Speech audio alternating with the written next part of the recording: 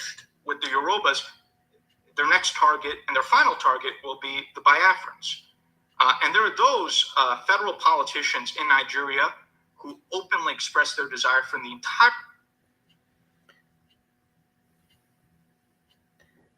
Yes, Biabfrans, I was on this program and a technical issue occurred, and I am here to apologize for that very abrupt disruption. I don't know, all these gadgets we use, they are something that I'm not very used to. I was just at the middle of this program and everything collapsed. It all shut down. So I have to contact the company, you know, who are responsible for providing me this studio. You see, and I have to find out from them whether my account is okay with them. They said no, it's just a technical issue, that my account is correct. I always make sure that this sort of thing doesn't happen, but who knows? Technical matters, it arises when you never expected it. So I have just finished with them, and they said I should take up another um, method, which I did now, and it wasn't showing the name of the people that were here with me. My apologies, my apologies. I apologize for that technical issue. I tried my best to restart it, but it never did until I have to contact the company that actually told me to apply a few things. They said it might be internet, but my internet is functioning. But here I am. I'm just here to apologize to my fellow Biafrans who were with me online when the whole thing went crashing. It's terrible. But what I want to do now is just to play the voice of our lobbyist, and I will call it a day until tomorrow. Let me play his voice. He is talking to us about this, our freedom fight, our liberation, all the processes involved. He said things about the categories of those fighting for Biafra and those who are one leg in, one leg out, those who are sincerely and seriously fighting for Biafra, and those who are neither here nor there. And he's reminding us that the Fulanis are serious in what they are doing, that we need to wake up. So let me play his voice. I build a home that I don't even live in so everyone can just see how rich I am. So why is Biafra needed? Because of this, these Biafrans are so blind, they can't see the existential danger that the Fulani and the Islamic fundamentalists pose right underneath their own nose. So let me explain the situation to you, the Biafran one Nigerianists who are listening. And I want you to listen very, very carefully to what I have to say to you.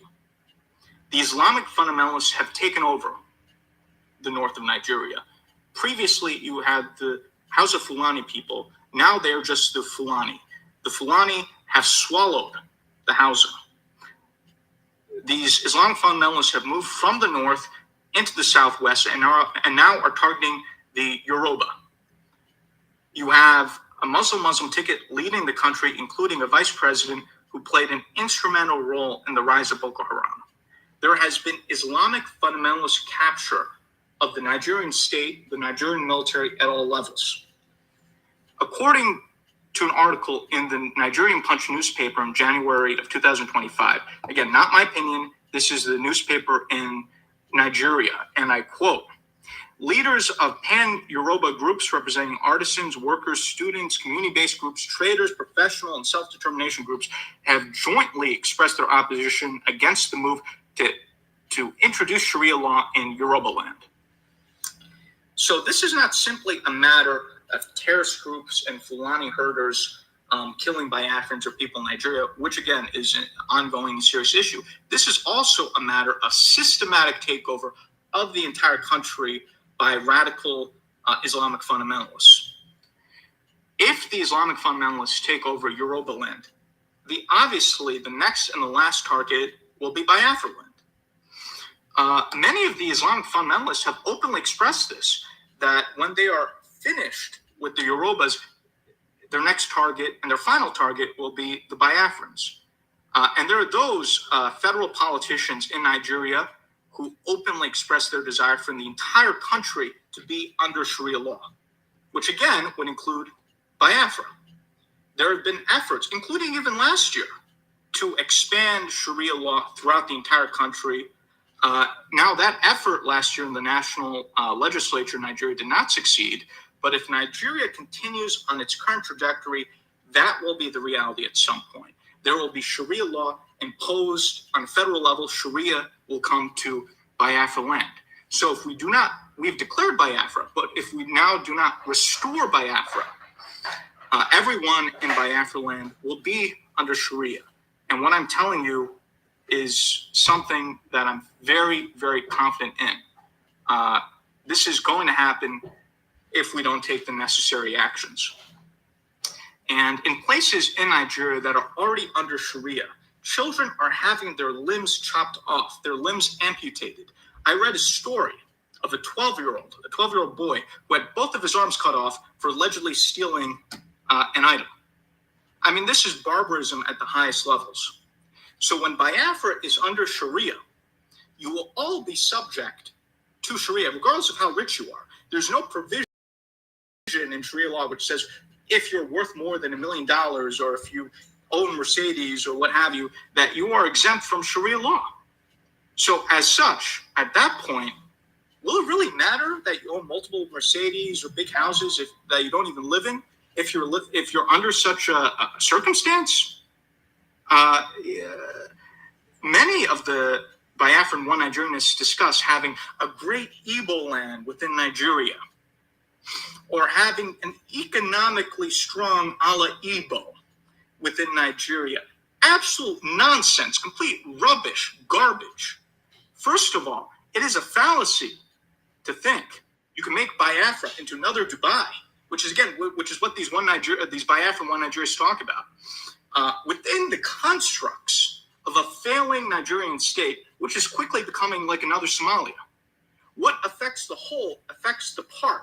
In order to have this so-called economic Biafra, you also need political and geopolitical independence. This is basic logic. This is basic reason. That's the problem with you people whose brains have been broken by the zoo. You can't reason. You can't logic. That is why I'm doing these broadcasts, to help you people logic and reason in order to think more sensibly, more reasonably. And I'm hoping that with these broadcasts, we could reset the brains of many of you people who just cannot think properly, who think rubbish, who think nonsense. So furthermore, right, even if you could achieve this economic Igbo land fantasy within Nigeria, which is not possible, but even if you could achieve it, what is the point of the so-called economic Igbo land, economic Biafra land, if you have no freedom? Does having a fancy hotel or these Biafran businesses or having a lot of money matter when the Islamic fundamentalist authorities in Biafra land, once Biafra is under Sharia, seize you for a minor infraction and decide to cut off your hand? I'm serious about this. There is a misconception that those in the Biafra independence movement are somehow idealists or we're delusional.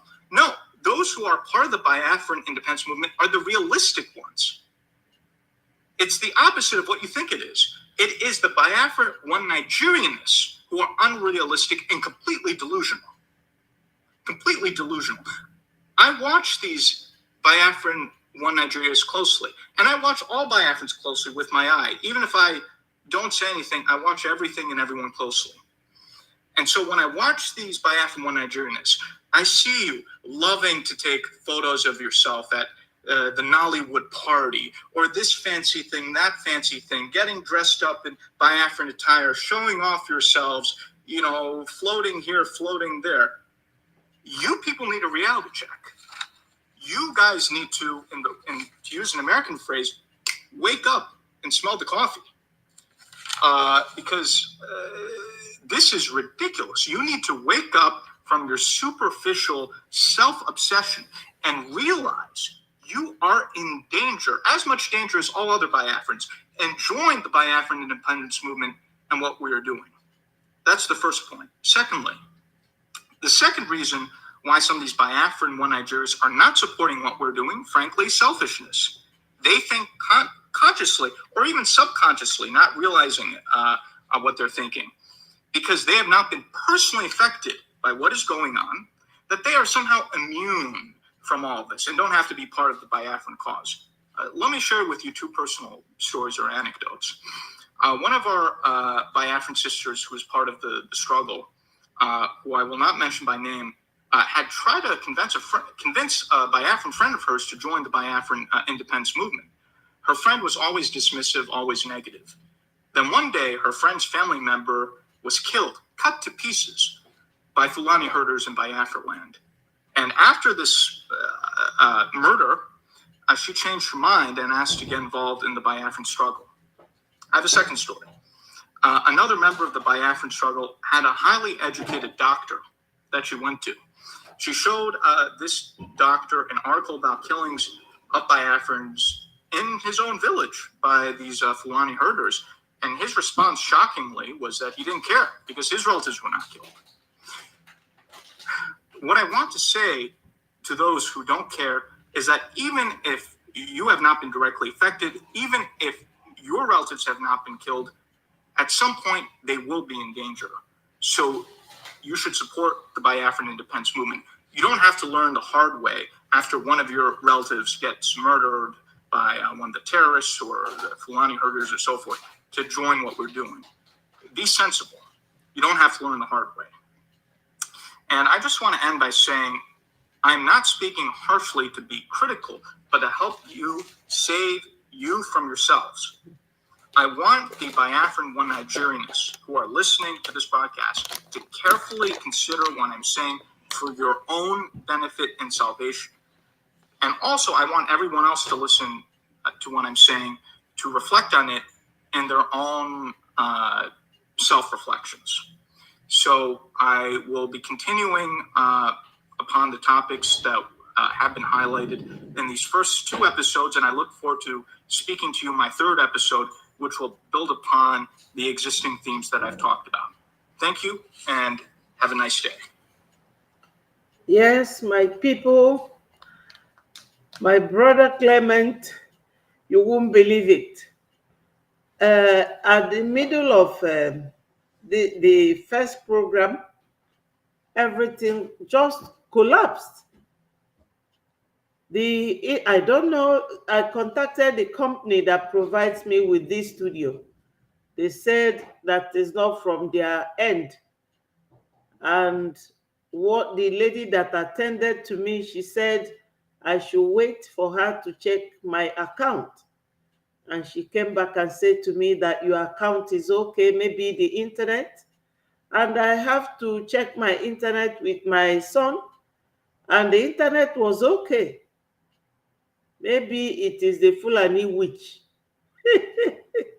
I don't know what happened. So I'm apologizing to everyone that was there when it all happened.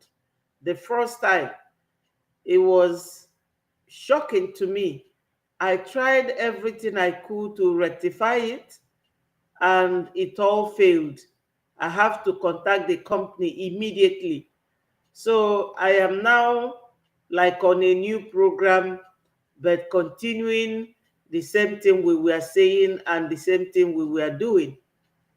You see, in this very Biafra struggle, A lot has happened, my people. A lot has happened. But sometimes we attribute our calamities, our problems to God's wish. I don't think that God would wish that He will create us and we will be massacred and slaughtered by our fellow human beings. And I also believe that God that gave us brain to use is for you to know when there is danger, so that you start planning how to deal with the situation. We cannot all be sitting like human beings and watch our fellow human beings to eliminate us. That will be too bad. What our Mr. Elias, the lobbyist, the Biafran lobbyist, is also lobbyist for Eritrea, is also the lobbyist of Ambazonians. What he is saying in a nutshell is that Biafran should wake up. How do you wake up? Take advantage of this link, biafragov.org/donate. My people, we need it. They have impoverished our people. Those who could farm, who are still young, they can no longer have access to their farm. They pursue them. They go to their farm, pull out the cassava or the yam, use knife to cut it for their cow to feed on. If you attack them, if you ever say a word to them, they will unlife you. So that is another economic jihad to impoverish our people. So we really don't expect them to make these donations because they have nothing. There's hunger in all over Nigeria and the Biafra land in particular, because they hated us from time. They don't want us. They will burn our businesses, they will burn our homes and make us homeless. They will use knife and gun on our people. If we start calculating the number of people that they have sent to judgment since January till now, it is like what has happened in Ukraine since 2023 December till date.